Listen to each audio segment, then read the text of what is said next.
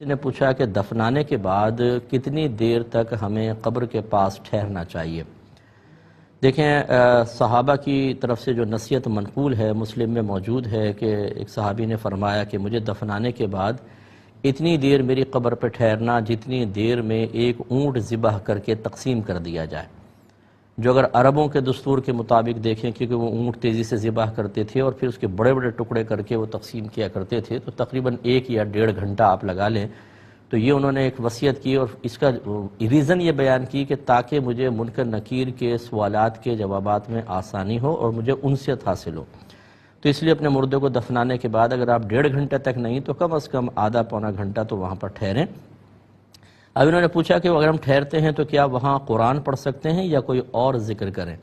دیکھیں، کچھ بھی کر سکتے ہیں۔ قرآن کی تلاوت زیادہ انسب ہے کیونکہ اللہ تعالیٰ کا کلام ہے اور بہت زیادہ باعث نزول رحمت ہے۔ اجتماعی طور پہ درود پاک بھی پڑھ سکتے ہیں، کلمہ پاک پڑھیں، یا نبی کریم صلی اللہ علیہ وسلم کی نعت مبارکہ بھی آپ پڑھ سکتے ہیں۔ تو اس طرح ذکر اذکار میں مشغول رہیں، فضول باتوں میں نہیں۔ ایک انہوں نے اور پوچھا کہ کتنی آواز سے ہم وہاں پر پڑھیں تاکہ مردہ اس کو سنیں اور اس کو سکون ملے؟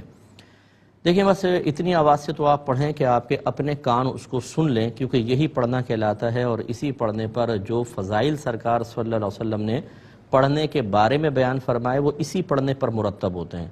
باقی مردے کی فکر نہ کریں۔ میرے آقا صلی اللہ علیہ وسلم ارشاد فرماتے ہیں کہ جب لوگ مردے کو دفنا کے چل پڑتے ہیں تو مردہ ان کی جوتیوں کی سرسراہٹ کو بھی سنتا ہے، تو وہ بہت دور تک سن سکتے ہیں، ان کے کان بہت تیز ہو جاتے ہیں بعطاء الہی۔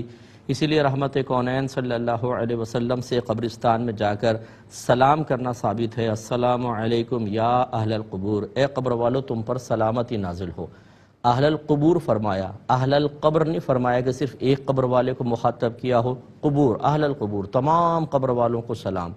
الف لام یا استغراقی مان لیں، تمام جتنے وہاں موجود ہیں ان سب کو۔ اس کا مطلب یہ ہوا کہ مردہ جو ہے وہ جب ہمارے روح جسم کی قید سے آزاد ہو جاتی ہے، اس کے لیے دور و نزدیک یکساں سے ہو جاتے ہیں۔ تو آپ آہستہ بھی پڑھیں گے، انشاءاللہ اس کو آواز پہنچے گی، سکون ملے گا۔ دیکھیں نا، نبی کریم صلی اللہ علیہ وسلم نے 2 مردوں پہ عذاب ہو رہا تھا تو آپ نے ایک تر شاخ توڑی، کھجور کی 2 ٹکڑے کیے، دونوں پہ قبر پہ لگا دیا اور فرمایا مجھے امید ہے جب تک یہ تر رہیں گی ان کے عذاب میں تخفیف رہے گی۔ علماء اس کی توجہ یہی بیان فرماتے ہیں کہ وہ ذکر الہی کرتی رہیں گی جب تک تر رہیں گی، اس سے مردے کو سکون ملے گا۔